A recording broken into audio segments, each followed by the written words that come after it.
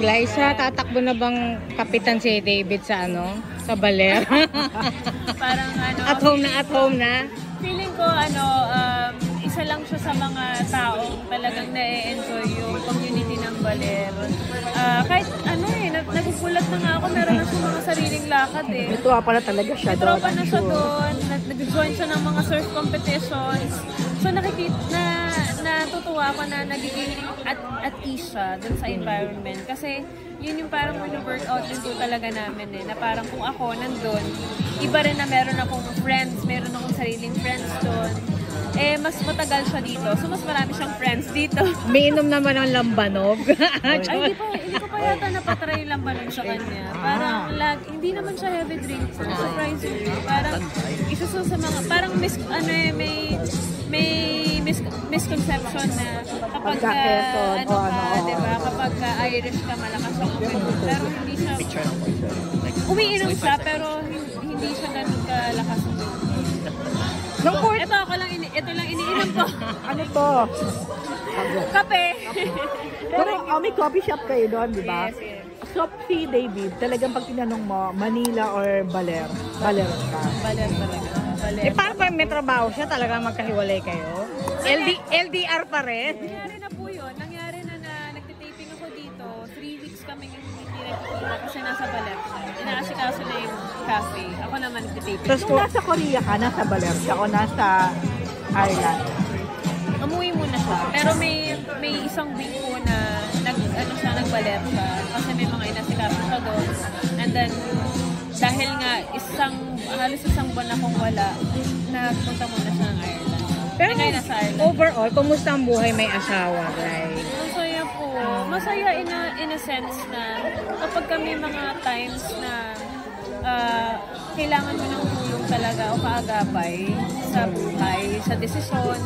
Kasi honestly, isa po ako sa mga tao na pabago-bago ng isip.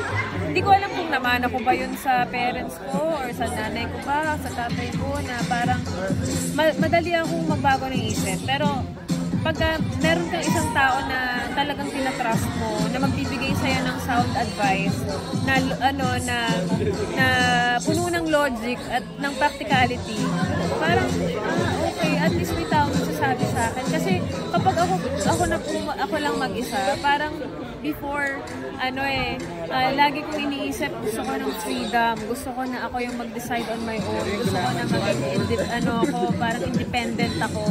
Pero when you're given so much freedom, minsan parang nakakalito na parang saan mo gagamitin to? Anong gagawin mo, di ba? Pero dahil parehas kami ni David dun sa parang ng outlook sa buhay, kasi very family-oriented din. Tapos napakabait, yun yung laging sinasabi ng pamilya ko sa kanya. Nanay ko nga parang mas na-attach pa kaysa mas mabait sa'yo. Hindi, definitely mas mabait. Talaga? Kasi yung environment niya, Ate Rose, iba rin eh, di ba? Na pinalaki siya sa ibang paraan, napalaki rin siya ng maayos ng mga magulang niya, close siya sa mga kapatid niya. So, alam niya kung paano tratuhin yung mga babae na maayos, and yung outlook niya rin sa buhay talaga. Masasabi ko rin. Tama itong binigay sa akin. Kaya nga, pero Gly, buti hindi siya yung dumarating yung time minsan na parang, hindi naman insecure, kundi siguro makaselos pa nga, or yung medyo kinakabahan. Kasi syempre ikaw, nasa mundo ka ng showbiz eh, ang dami mo nakakilala, ang dami mo nakakasalamuha. Paano pag gano'n? May time? Kung meron man po sigurong jealous factor, parang pabiro niyang ipag-usapan. Tapos parang open kami doon na maka-appreciate ng beauty ng ibang tao, or parang maka-appreciate ng appearance ng ibang tao. Kasi gets niya na ang dami kong nakakasama na sobrang attractive, di ba? Pero parang sa akin, hindi siya malaking problema. Sa ngayon, sana hindi maging problema ever. Kasi parang we're taking it lightly lang sa ngayon. Paano mo siya sinesecure? Sinesecure?